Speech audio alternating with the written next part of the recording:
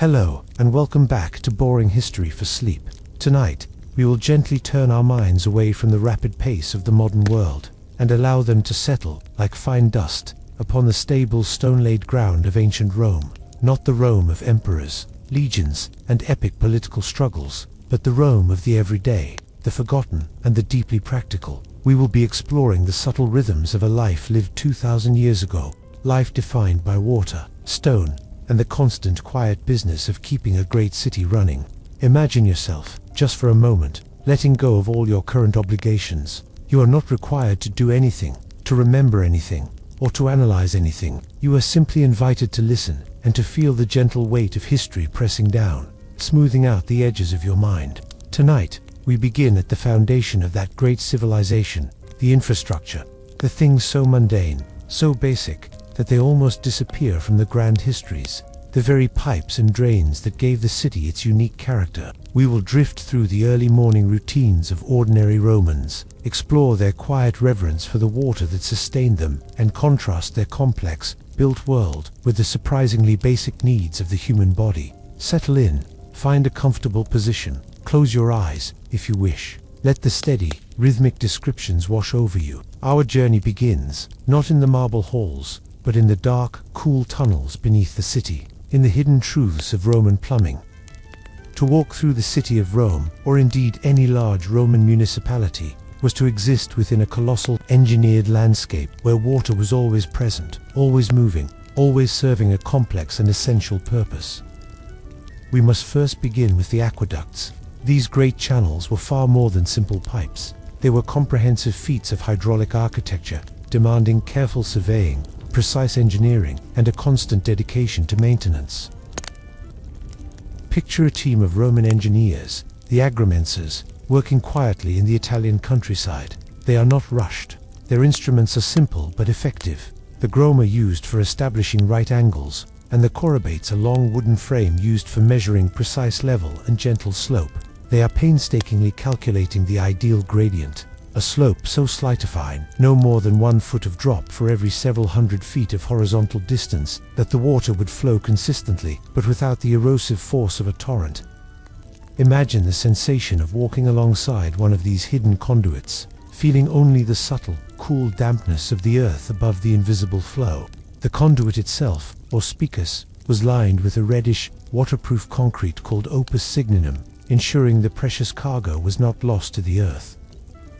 These arches, built of durable stone or concrete faced with brick, stand as quiet, monumental testaments to Roman patience and foresight. They do not shout their power, but rather illustrate it through enduring practicality. The water was sometimes left to settle in smaller reservoirs along the route, called piscine limaria, where any sediments could gently fall out before the water continued its slow, steady journey toward the urban center. Here, the flow was carefully managed and separated into 3 main channels, a system described by the engineer Sextus Julius Frontinus, who served as the water commissioner of Rome. The first channel, and the most pristine supply, was reserved for the public fountains and the large public baths, thermae. This was the water of greatest civic importance, available to all citizens, rich and poor.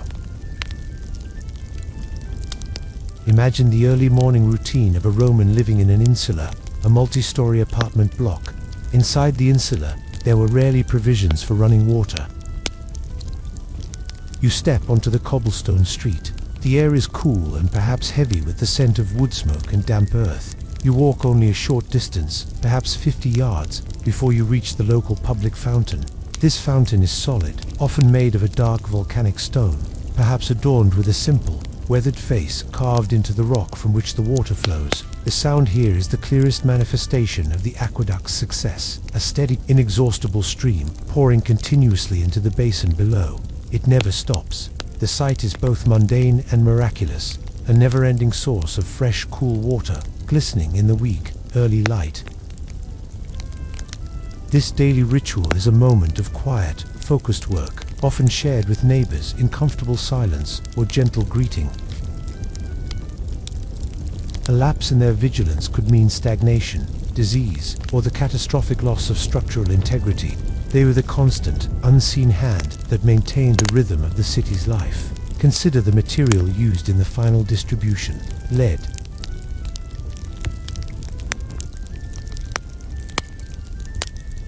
But perhaps underestimated their severity, or found the material's malleability too useful to abandon. Nevertheless, the heavy, sweet taste of lead would have been a subtle, persistent note in the flavor of the water consumed by Rome's elite, the only ones typically connected to the private lines.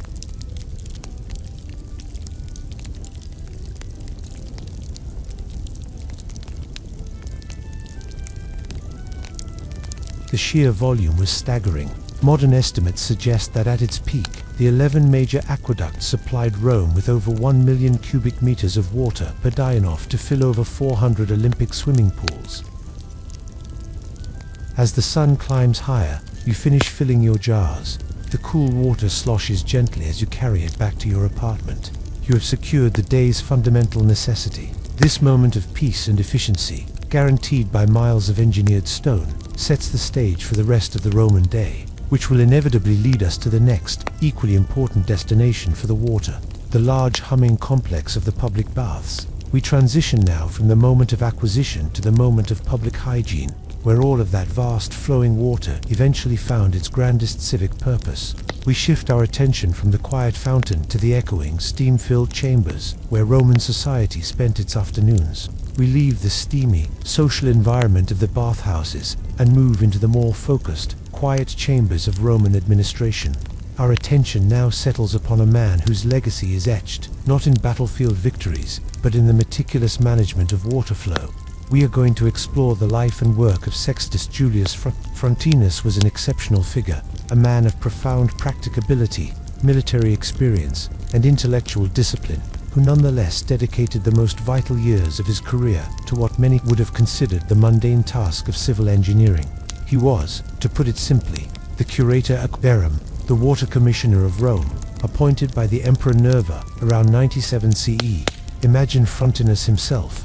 He was not a young, fiery orator, but an older statesman, seasoned and steady. He had served the empire in high-status roles, as urban praetor, as governor of Britannia, and even as consul 3 times. His career was a study in Roman virtue, competence, duty, and quiet efficiency. When he was appointed to manage the water supply, it was not seen as a demotion, but as the recognition that the stability of Rome relied upon the reliability of its plumbing. Only a man of his standing could confront the corruption and inefficiency that plagued the system. His task was immense. At the time of his appointment, Rome was served by 9 great aqueducts, their integrity and output often compromised by neglect, political corruption, and simple administrative chaos. Water, the city's lifeblood, was being stolen, wasted, and mismanaged. Frontinus approached this problem not as a politician, but as a methodical, detail-oriented engineer and scholar. His most famous work, the treatise De Aqueducto on the water supply of the city of Rome, is his quiet, enduring monument. It is not a dramatic history or a philosophical discourse, but a comprehensive, meticulous, and often dry administrative report. It is precisely this meticulousness that makes it an invaluable key to understanding the quiet genius of Roman infrastructure. Imagine Frontinus in his administrative office, a cool, well-lit room in the city, far from the clamor of the Senate. He is surrounded by maps, surveying tools, and stacks of libri, linen documents detailing past water concessions. He begins by demanding an accurate survey. Prior to Frontinus, the record-keeping was hopelessly flawed. The amount of water officially granted to users, measured by the size of the calyx, the bronze outflow nozzle, bore little relation to the amount actually delivered. Frontinus recognized that to manage the system, he first needed to understand the system. He dispatched teams of equerry of the same diligent workers we imagined walking the lines in. Segment 1 to trace every conduit, measure every pipe, and document every outflow. He discovered, in his own calm words, that a quantity of water far greater than that recorded as arriving was actually delivered. The disparity was enormous, and the reason was primarily illicit abstraction. People were inserting unauthorized pipes, a practice called puncturing, to the main lines. Wealthy landowners, influential senators, or unscrupulous bathhouse owners would simply tap into the aqueduct walls to bypass the regulated calyx and draw off the water for their own use. often on a massive scale. This not only robbed the public supply, but also reduced the pressure and flow for legitimate users, particularly those lower down the line. Frontinus approached this not with fury, but with quiet, methodical reform. First, the physical inspection. His teams walked the aqueduct lines, especially in the areas where the conduits were still visible above ground, and meticulously cleared all obstructions and removed the illegal puncture pipes.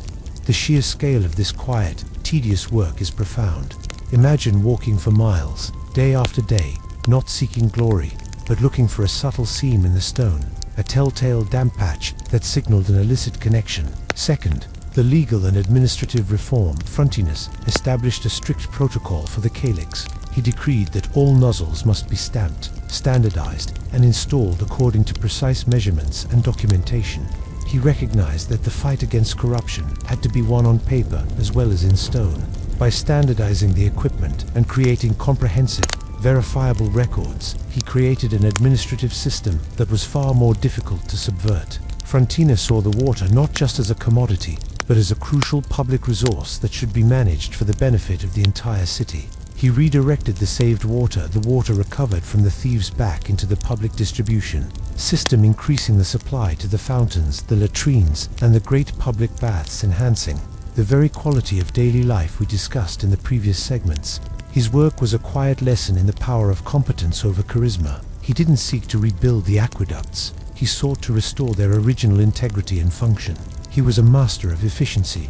His book, De Aqueducta, is structured as a detailed, almost meditative examination of flow rates, capacity calculations, and the legal statutes governing the use of public water. He details the names, sources, lengths, and heights of all the existing aqueducts: the Appia, the Anio Vitus, the Marcia, the Tepula, the Julia, the Virgo, the Alcitina, the Claudia, and the Anio Novus. He then carefully calculates their actual output versus their theoretical capacity, demonstrating with calm data the extent of the loss and the success of his recovery efforts. Imagine the Acquari who worked under him, the Velici superintendents, and the Castellari tank supervisors. Frontinus ensured that these men, who performed the daily, quiet, necessary labor, were properly supported, trained, and monitored. Their work was one of constant struggle against small, insidious failures, root infiltration, calcium deposits, incrustation, minor earthquake damage, and the constant temptation of illicit tapping. Frontinus's own words reveal his steady, philosophical temperament. He rejected the vanity of grand monuments. He stated that the huge mass of useless structures of the Egyptian pyramids or the Greek temples were meaningless compared to the necessary structures that carried water to Rome. For him, the true glory of the empire lay not in the marble statues of emperors, but in the functional, quiet channels of the water system, which served the basic, profound needs of every citizen. He found deep, quiet satisfaction in solving practical problems, in ensuring that a steady, clean supply of water flowed down to the common citizen's fountain. His quiet authority transformed Roman water management. He replaced chaos with order and theft with civic distribution. He instilled a sense of duty into a department known for laxity. His achievement was to make the system boring again, predictable, reliable, and entirely unexciting, which, for a massive ancient city, was the highest form of success. His life, though marked by high political office, is best remembered for his commitment to the practical, the measured, and the meticulously planned. Frontinus offers us a quiet antidote to the obsession with fame and dramatic flair. He found his honor in the steady, gentle flow of water, perfect metaphor for the unhurried life we are trying to achieve tonight. We will gently transition now from the quiet administration of Frontinus to the equally essential, yet entirely different world of Roman transport, the constant rhythmic movement of goods and people necessary to sustain the massive city that water had allowed to flourish. The water flows, and now the goods must follow. We leave the steamy, social environment of the bathhouses and move into the more focused, quiet chambers of Roman administration. Our attention now settles upon a man whose legacy is etched, not in battlefield victories, but in the meticulous management of water flow. We are going to explore the life and work of Sextus Julius Frontinus. Was an exceptional figure, a man of profound practicability, military experience, and intellectual discipline, who nonetheless dedicated the most vital years of his career to what many would have considered the mundane task of civil engineering. He was, to put it simply, the curator aquarum, the water commissioner of Rome, appointed by the Emperor Nerva around 97 CE. Imagine Frontinus himself. He was not a young, fiery orator, but an older statesman, seasoned and steady. He had served the empire in high-status roles, as urban praetor, as governor of Britannia, and even as consul 3 times. His career was a study in Roman virtue, competence, duty, and quiet efficiency. When he was appointed to manage the water supply, it was not seen as a demotion, but as the recognition that the stability of Rome relied upon the reliability of its plumbing. Only a man of his standing could confront the corruption and inefficiency that plagued the system. His task was immense. At the time of his appointment, Rome was served by 9 great aqueducts, their integrity and output often compromised by neglect, political corruption, and simple administrative chaos. Water, the city's lifeblood, was being stolen, wasted, and mismanaged. Frontinus approached this problem not as a politician, but as a methodical, detail-oriented engineer and scholar. His most famous work, the treatise De Aqueduct, on the water supply of the city of Rome, is his quiet, enduring monument. It is not a dramatic history or a philosophical discourse, but a comprehensive, meticulous, and often dry administrative report. It is precisely this meticulousness that makes it an invaluable key to understanding the quiet genius of Roman infrastructure. Imagine Frontinus in his administrative office, a cool, well-lit room in the city, far from the clamor of the Senate. He is surrounded by maps, surveying tools, and stacks of libri, lintai, linen documents detailing past water concessions. He begins by demanding an accurate survey. Prior to Frontinus, the record-keeping was hopelessly flawed. The amount of water officially granted to users, measured by the size of the calyx, the bronze outflow nozzle, bore little relation to the amount actually delivered.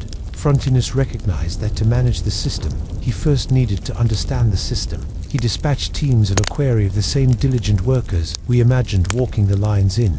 Segment 1 to trace every conduit, measure every pipe, and document every outflow. He discovered, in his own calm words, that a quantity of water far greater than that recorded as arriving was actually delivered. The disparity was enormous, and the reason was primarily illicit abstraction. People were inserting unauthorized pipes, a practice called puncturing, to the main lines. Wealthy landowners, influential senators, or unscrupulous bathhouse owners would simply tap into the aqueduct walls to bypass the regulated calyx and draw off the water for their own use, often on a massive scale. This not only robbed the public supply, but also reduced the pressure and flow for legitimate users, particularly those lower down the line. Frontinus approached this not with fury, but with quiet, methodical reform. First, the physical inspection. His teams walked the aqueduct lines, especially in the areas where the conduits were still visible above ground, and meticulously cleared all obstructions and removed the illegal puncture pipes. The sheer scale of this quiet, tedious work is profound. Imagine walking for miles, day after day, not seeking glory, but looking for a subtle seam in the stone, a telltale damp patch that signaled an illicit connection. Second, the legal and administrative reform. Frontinus established a strict protocol for the calyx. He decreed that all nozzles must be stamped, standardized, and installed according to precise measurements and documentation. He recognized that the fight against corruption had to be won on paper as well as in stone. By standardizing the equipment and creating comprehensive, verifiable records, he created an administrative system that was far more difficult to subvert. Frontinus saw the water not just as a commodity, but as a crucial public resource that should be managed for the benefit of the entire city. He redirected the saved water, the water recovered from the thieves, back into the public distribution system, increasing the supply to the fountains, the latrines, and the great public baths, enhancing the very quality of daily life we discussed in the previous segments. His work was a quiet lesson in the power of competence over charisma. He didn't seek to rebuild the aqueducts. He sought to restore their original integrity and function. He was a master of efficiency. His book, De Aqueductu, is structured as a detailed, almost meditative examination of flow rates, capacity calculations, and the legal statutes governing the use of public water. He details the names, sources, lengths, and heights of all the existing aqueducts: the Appia, the Aniovitus, the Marcia, the Tepula, the Julia, the Virgo, the Alcetia, the Claudia, and the Anio Novus. He then carefully calculates their actual output versus their theoretical capacity. demonstrating with calm data the extent of the loss and the success of his recovery efforts. Imagine the Aquari who worked under him, the Velici superintendents, and the Castellari tank supervisors. Frontinus ensured that these men, who performed the daily, quiet, necessary labor, were properly supported, trained, and monitored. Their work was one of constant struggle against small, insidious failures, root infiltration, calcium deposits, incrustation, minor earthquake damage, and the constant temptation of illicit tapping. Frontinus's own words reveal his steady, philosophical temperament. He rejected the vanity of grand monuments. He stated that the huge mass of useless structures of the Egyptian pyramids or the Greek temples were meaningless compared to the necessary structures that carried water to Rome. For him, the true glory of the empire lay not in the marble statues of emperors, but in the functional, quiet channels of the water system, which served the basic, profound needs of every citizen. He found deep, quiet satisfaction in solving practical problems, in ensuring that a steady, clean supply of water flowed down to the common citizen's fountain. His quiet authority transformed Roman water management. He replaced chaos with order and theft with civic distribution. He instilled a sense of duty into a department known for laxity. His achievement was to make the system boring again, predictable, reliable, and entirely unexciting, which, for a massive ancient city, was the highest form of success. His life, though marked by high political office, is best remembered for his commitment to the practical, the measured, and the meticulously planned. Frontinus offers us a quiet antidote to the obsession with fame and dramatic flair. He found his honor in the steady, gentle flow of water, perfect metaphor for the unhurried life we are trying to achieve tonight.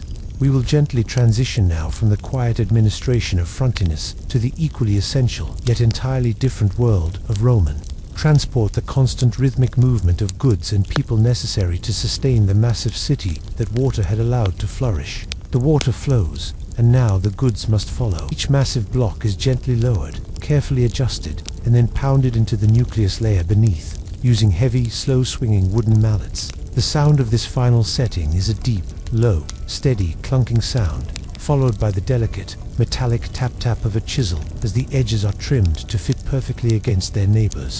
The stones are subtly raised in the center to form a gentle camber, ensuring that rain runs off immediately into the side ditches. This surface is not just for travel. It is a declaration of enduring intent. Once completed, the Roman road was a massive, expensive, and profoundly unhurried construction. It was built to last for centuries, indifferent to weather, erosion, or constant heavy use. The finished road then began its slow, perpetual life as an artery of commerce and communication. Imagine the travel itself. The roads were generally too narrow for high-speed traffic, and the cobblestone surface, while durable, encouraged a measured pace. The primary sound of the road was the rhythmic movement of the heavy wagons pulled by slow, steady oxen or mules. These wagons were piled high with the goods that kept the city functioning: lead and copper from the mines, timber for construction, and most critically, grain for the anuna. The anuna, the state-controlled grain supply, was the city's nutritional lifeblood. Day and night, the roads bore this weight. Imagine the teamsters, wrapped in their heavy cloaks, walking alongside their oxen.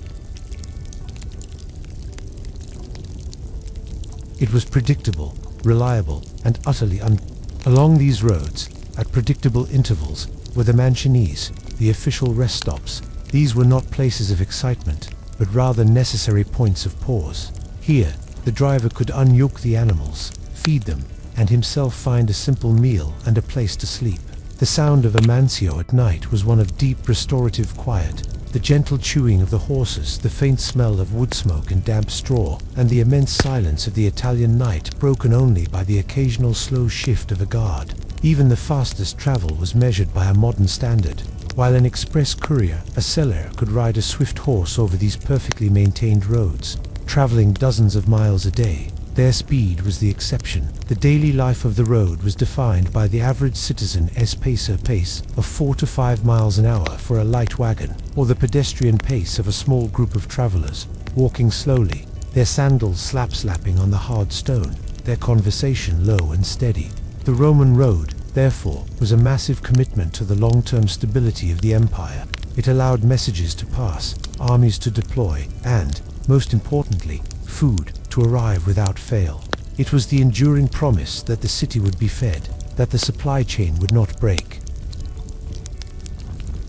We conclude this segment on the road by feeling the solidity of the construction beneath our imaginary feet, the enduring quality of the stone, the subtle camber that sheds the rain, the straight, uncompromising line that cuts through the hills. It is a monument to patience. We transition now from the external arteries of the road to the internal quiet world of a Roman home, moving from the movement of the masses to the intimate details of the private life that these great infrastructural achievements supported. We now drift away from the certainties of Roman construction and the deliberate rhythm of daily life, and enter a realm of quieter speculation, a persistent mystery woven into the very fabric of the Roman water system. We are going to explore the pervasive presence of lead in Roman life, and the enduring debate over its silent, long-term impact on the culture and the elite mind. The Roman word for lead was plumbum, from which we derive our term plumbing. This connection is no accident. It was valued for its malleability. Imagine the Faber Plumberius, the lead worker, in his open-air workshop near the Forum. The smell of wood smoke and the sharp, slightly metallic temps of heating lead hang in the air. He is pouring the molten metal into long, trough-like molds, crafting the sheets of lead that will be rolled and soldered to form the pipes. The process is slow and repetitive. He works with calm concentration, stamping each finished pipe section with the name of the owner, the contractor, or the ruling emperor, subtle mark of ownership and quality control embedded in the material. It did not crack like clay pipes under moderate pressure, and it was far easier to work with than bronze or stone. They were aware of its toxicity when directly consumed in high quantities. Pliny the Elder, the great chronicler of Roman knowledge, advised against drinking water that had flowed through lead pipes for too long, suggesting that the lead sediment was a potential danger. Yet, they continued to use it extensively, trusting in the constant flow of the water, the rhythm we discussed earlier, to mitigate the risk. However, the real, insidious exposure was not just through the pipes, but through the sweetness of the Roman diet. The Romans had a particular fondness for a syrup or condiment made by boiling grape juice in lead pots. This product, known as de frutum sappa or carinum, was used as a sweetener, a preservative, and a common ingredient in thousands of Roman recipes, from wine to complex sauces. The boiling process, often carried out for hours or even days, caused the acetic acid in the grape juice to leach vast quantities of lead acetate, a compound known as sugar of lead, from the vessel walls. Imagine the slow, quiet process of reduction in the kitchen of a Roman villa. The copper or lead pot sits over a low, steady fire for hours.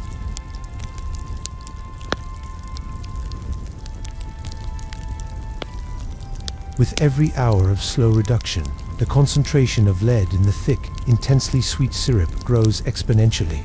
This sweet, lead-infused defrutum was then mixed into wine, smeared onto fruits, used to flavor sauces, and even used to help preserve the quality of the wine itself. The archaeological and scientific evidence for this pervasive exposure is significant. Analysis of bone samples and even hair samples taken from Roman remains shows elevated levels of lead, particularly among the wealthy elite, the very class that had access to private lead plumbing and the most abundant consumption of expensive lead-sweetened foodstuffs. This brings us to the profound mystery. Did widespread lead exposure contribute to the social, political, and perhaps even demographic decline of the Roman Empire?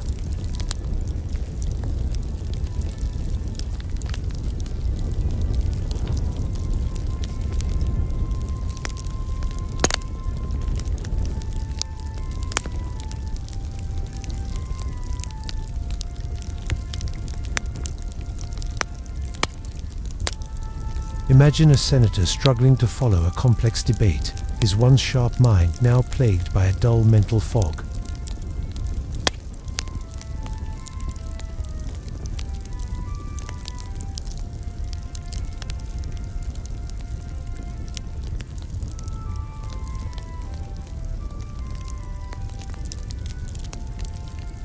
The paranoia becomes amplified, the rational control diminished. Physical weakness and reproduction. Chronic exposure leads to muscle weakness, fatigue, and profound reproductive issues, including infertility, stillbirths, and high infant mortality. This could silently contribute to the demographic stagnation of the elite class, who were often slow to reproduce and maintain their family lines. However, the continuous low-level ingestion of a neurotoxin by the very class responsible for leadership and decision-making provides a compelling, if quiet, subtext to the great historical narrative. Imagine a Roman noble reclining at a dinner party, the air thick with the scent of spices and rich lead-sweetened sauces. He takes a long draught of wine, also sweetened with defrutum, served in a clay cup, perhaps, but prepared in a lead-sordid vessel. He may complain of chronic joint pain, fatigue, or a persistent, dull headache symptoms, dismissed as the natural ailments of age or stress. This silent poison worked slowly, subtly eroding the physical and mental stamina of the very people who needed to be sharpest to govern the immense empire.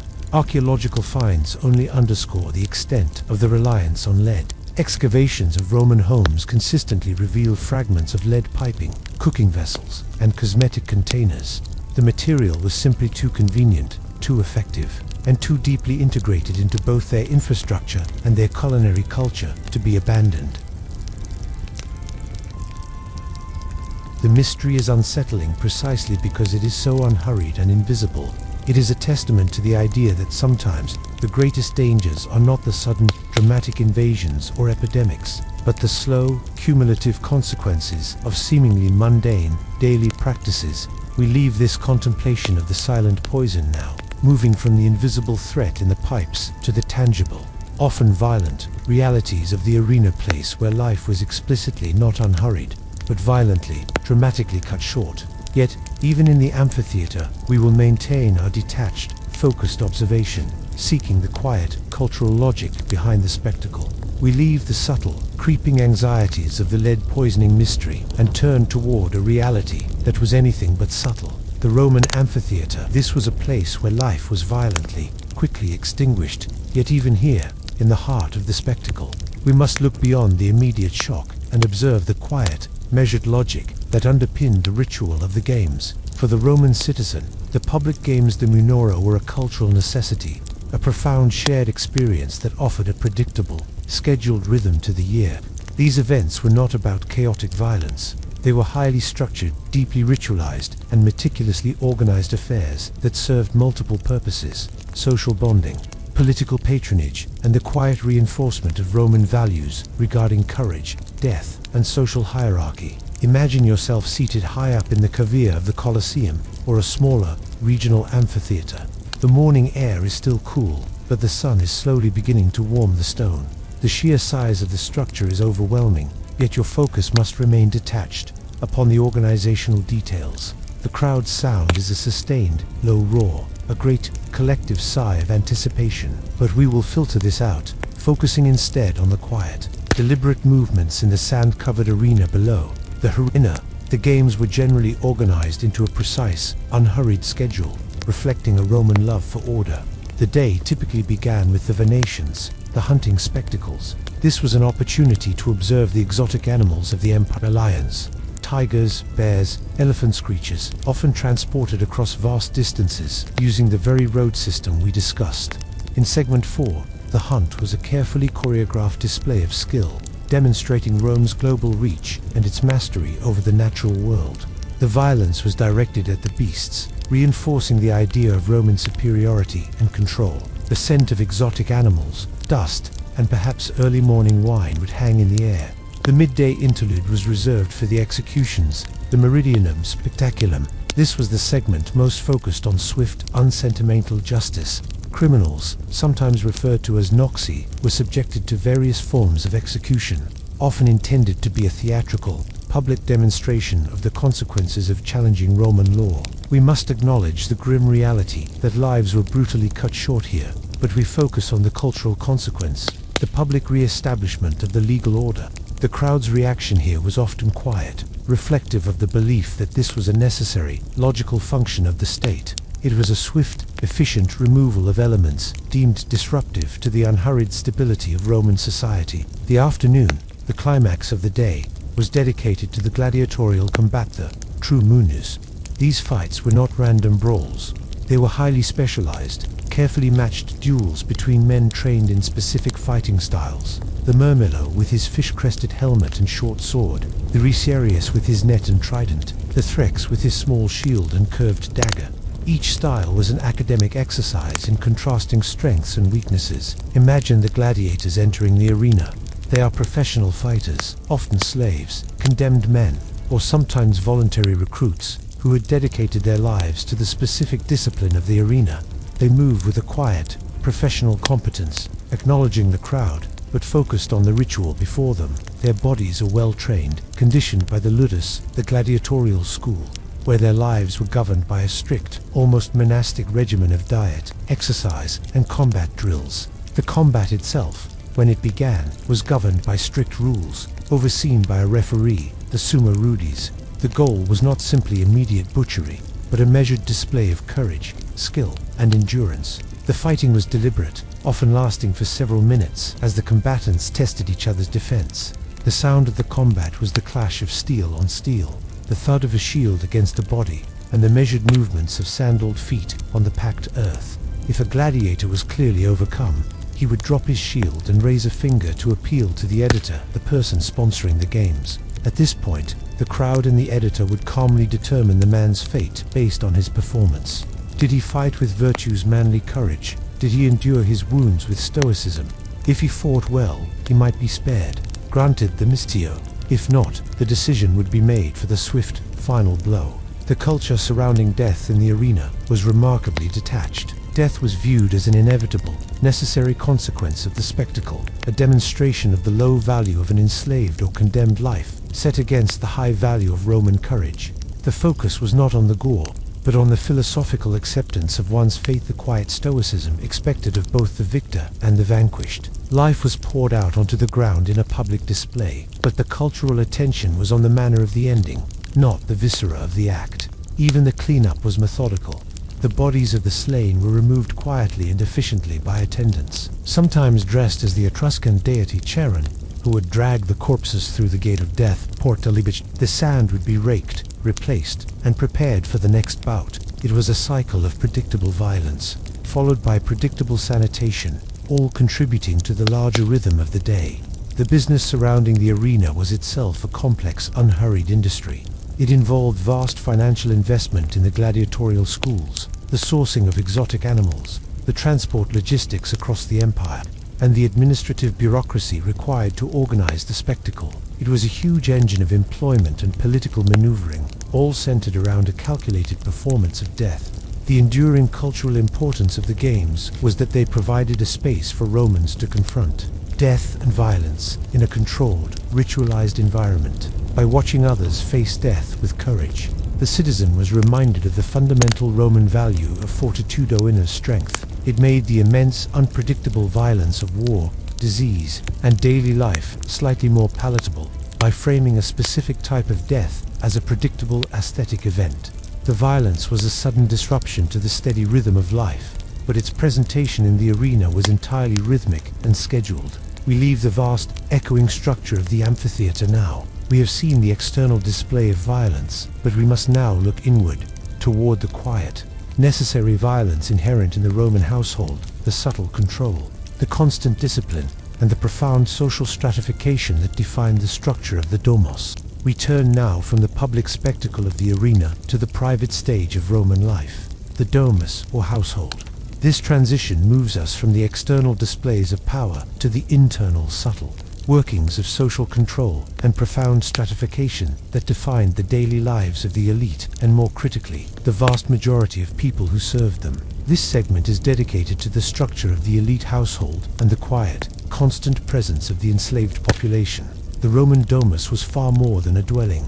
It was an economic, political, and social unit, a miniature world ruled by the paterfamilias, the undisputed male head of the family. His authority, the patria potestas, was immense, extending over his children, his wife, his freedmen, and, most visibly, his slaves. This authority was a source of stability, a predictable constant in a volatile world. Imagine the domus of a moderately wealthy senator or merchant in Rome, early in the morning. The house is often centered around the atrium, a large, open space that serves as the entry and public reception area. The light, filtered from the open roof above, falls gently onto the impluvium, the shallow pool designed to collect rainwater. The air here is cool, slightly damp and quiet. The rhythm of the elite day was defined by the salutatio, the morning ritual of greeting. Before the sun was high, clients, freedmen, and sometimes even lower-ranking friends would arrive at the domus to pay their respects to the paterfamilias. This was not a hurried exchange. It was a slow, formal procession. The clients would wait patiently in the atrium, dressed in their best togas, their whispers kept low against the echoing stone. The paterfamilias would emerge, calm and composed, to receive their greetings, offer a brief word of counsel, and perhaps distribute the sportula, a small handout of food or coins. This ritual reinforced the social hierarchy of the paterfamilias at the apex, distributing patronage and confirming his status in a measured, predictable social exchange. While the paterfamilias engaged in this slow, predictable ceremony, the hidden crucial work of the household was being performed by the servile population. The very existence of the elite Roman lifestyle, the unhurried grace, the ability to spend hours at the baths or the forum, was purchased by the constant, relentless labor of the enslaved. The enslaved people in a rich Roman domus were not a homogeneous group. They occupied every position, from the highly educated pedagogus tutor and the meticulous librarius secretary to the physical laborers and those engaged in the most intimate, personal service. Imagine the quiet, constant motion of the household slaves. They are the unseen hands that keep the rhythm of the domus steady. The kitchen, far from the elegance of the atrium, the kitchens are busy but methodical. The slave cook, the kokus, is preparing the day's elaborate meals. The smells are complex olive oil, herbs, and slow roasting meat. The sound is the steady thud-thud of a mortar and pestle, grinding spices, and the quiet clinking of utensils. Personal attendants, the ornatresses, are meticulously styling the hair of the matrona, the lady of the house. This is a process requiring immense patience and precision, often involving heating curling irons and applying complex plant-based dyes. The movement here is slow, close, and focused. The lattice door, the ostiarius, the doorkeeper, often chained to his post near the entrance, maintains a constant, unblinking vigil. His life is one of stillness, broken only by the need to admit or deny entry. He is the quiet boundary between the external world of the street and the internal world of the domus. The lives of these enslaved individuals were characterized by a constant, subtle tension, the insecurity of their status set against the predictability of their tasks. They were the living infrastructure of the elite. Their efficiency created the very leisure that defined Roman high culture. The paterfamilias, while having absolute legal authority, rarely exercised overt, graphic violence, especially in the elite domus. Instead, control was maintained through a system of constant vigilance. Minor rewards, the promise of manumission, or freedom, being the greatest, and the ever-present threat of harsh, unpredictable punishment. This constant psychological pressure was a quiet, internalized form of suffering. The enslaved person learned to move slowly, deliberately, and above all, invisibly, a constant state of muted performance to avoid notice and minimize risk. Contrast this quiet, disciplined servitude with the unhurried comfort of the Roman mistress, the matrona. She might spend her mornings supervising the household accounts, engaging in quiet needlework, or tending to her elaborate toilette. Her time was her own, purchased by the labor of others. She would communicate in low, measured tones, her expectations implicitly understood and immediately acted upon by the familia. The ideal elite life was one of unhurried contemplation and gentle leisure. The physical construction of the domus reinforced this separation. While the front of the house, the atrium, was public and grand, the rear, the kitchens, the latrines, the sleeping quarters of the slaves, were often cramped, dark, and practical. The architecture was a physical manifestation of the social order, leisure and light for the master, constant labor and shadow for the servant. The quiet cruelty of the system lay in its normalization. For the elite, the enslaved were simply part of the furniture, necessary tools for maintaining the rhythmic stability of their sophisticated lives. This detachment allowed the elite to enjoy their baths, their poetry, and their politics without confronting the harsh reality of the system that supported them. The stability of the domus was therefore a delicate, carefully managed construct, relying on the predictable, yet often invisible, rhythm of forced labor. The sounds of this world are not dramatic cries, but the subtle, persistent noises of duty, the sweeping of the marble floor, the steady flame under the cooking pot, the quiet footsteps of an attendant moving through the peristyle, the columned garden, to fetch a scroll. We reflect on this profound contrast, the wealthy Roman who worried about the subtle, slow poison of lead in his cup, and the slave who worried about the sudden, swift consequence of dropping that cup. Two worlds, existing under the same roof, governed by utterly different realities of risk and reward. We now turn to the contrasting life that lay just outside the doors of the domus, the life of the vast majority who did not own a private household but lived stacked one upon the other in the multi-story apartment blocks. We leave the stillness of the private villa for the dense, chaotic verticality of the insula. If the domus was a study in stillness and controlled space, the insula was a constant, low-grade symphony of human proximity, an exercise in living stacked, one upon the other. Imagine a typical insula rising 4, 5, or even 6 stories above the narrow Roman street. It is a formidable structure of brick, concrete, and often less than stable timber framing, hastily constructed to house the teeming population that water and roads allowed to congregate. This structure provided the dominant rhythm of urban Roman life, a rhythm of density, shared inconvenience, and constant ambient noise. The smells here are rich and varied, the pungent aroma of leather from a cobbler's shop, the yeasty scent of bread baking in a small oven, and the sharp taint of cheap wine being served at the copona. The sounds are equally diverse, the repetitive clanking of a smith's hammer, the low, loud murmur of bar talk, and the grinding sound of a grain mill. The most desirable, secure, and well-built apartments were on the first floor, known as the tranquil. These often had small windows overlooking the street, offering a view of the daily procession below. These residents, typically moderately successful merchants, clerks, or skilled artisans, still enjoyed a measure of quiet dignity. The higher floors, often constructed with cheaper materials and less robust structural support, were typically rented by the room, not the apartment. Imagine the narrow, steep, often uneven wooden staircases, worn smooth by the ceaseless traffic of countless feet. The very sound of ascending these stairs is one of shared intrusion. Every footstep, every voice, every cough resonates through the thin walls and floors. Therefore, the daily necessity of fetching water became a constant chore, requiring a perpetual trip down and up those steep stairs, carrying heavy clay pots from the public fountain. This necessity imposed a profound physical rhythm on the lives of the poorer, continuous, unhurried, yet taxing vertical migration. Furthermore, these upper rooms lacked internal plumbing for sanitation. The disposal of this waste was often handled in the simplest, most direct way, dumped from the window into the narrow, dark street below, accompanied by a quick, perhaps muffled warning cry. Imagine the atmosphere of the upper insula at night.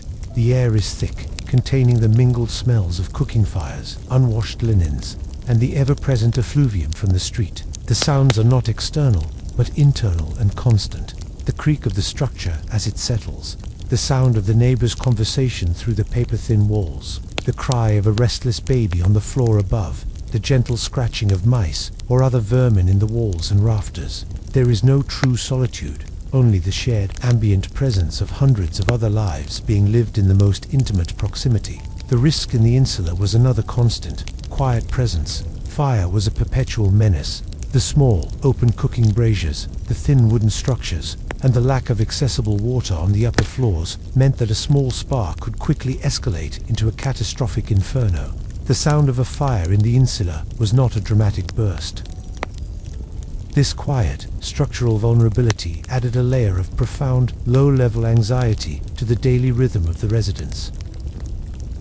He did not have slaves to fetch water, cook, or clean. He relied entirely on the public infrastructure we explored in our early segments. The public fountain for water, the public bathhouse for hygiene, the public latrine for necessity, and the public thermae for food. This contrast between the domus and the insula provides a final, crucial perspective on Roman life.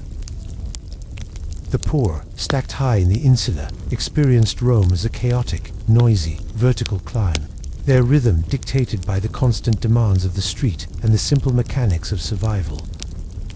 The constant proximity meant neighbors knew each other's schedules. supported each other in small ways, and shared the collective burden of urban survival. The gossip, the shared meals on the small balconies, and the mutual awareness created a dense human texture that was absent in the cold, formal perfection of the elite domus. Story by story, floor by floor, in spite of the constant demands of the great city, we have now traveled from the deep, cool flow of the aqueducts to the clamorous vertical reality of the apartment blocks. We have examined the structure of water, the durability of the road, the quiet mystery of the poison, the measured ritual of the arena, and the contrasting stillness and chaos of the Roman home. We move now to our conclusion, a gentle descent back toward the present moment. We have completed our quiet journey into the hidden truths of ancient Rome, a civilization built upon the meticulous management of the mundane. We observed the endless, unhurried flow of the water, a mechanical rhythm that created the possibility of public hygiene and leisure. We saw the patient, multi-layered construction of the roads, and the quiet administrative genius of men like Frontinus, who found glory not in conquest, but in ensuring the plumbing remained functional. We acknowledged the subtle, long-term danger of the lead, the slow poison running beneath the veneer of sophistication, and contrasted that with the swift, ritualized violence of the arena, a place where the cultural acceptance of death was formalized into a predictable spectacle. And finally, we saw the two faces of the Roman home, the still, controlled detachment of the domus, purchased by invisible labor, set against the dense, rhythmic clamor of the vertical insula. Through all these segments, the constant, steady thrum of Roman life, the slow, deliberate steps of the workers, the unhurried flow of water, the measured pace of the cart on the basalt road has demonstrated that even in a world of immense power and drama, the true anchor of existence was always the predictable, constant rhythm of the everyday. As you lie here now, enveloped in the quiet comfort of your own space, allow the weight of that history to settle over you. Feel the contrast between the rough stone of the ancient world and the softness of your own rest. The water of Rome flows on in silent channels. The roads remain buried beneath the modern world, and the anxieties of the past have long since dissolved into dust. You are safe. You are warm. You are still. Let the final echoes of the thermae and the insula fade into the deep stillness of the night. There is nothing left to do, nothing left to worry about, and nothing left to hear but the slow, steady rhythm of your own breath. Sleep well.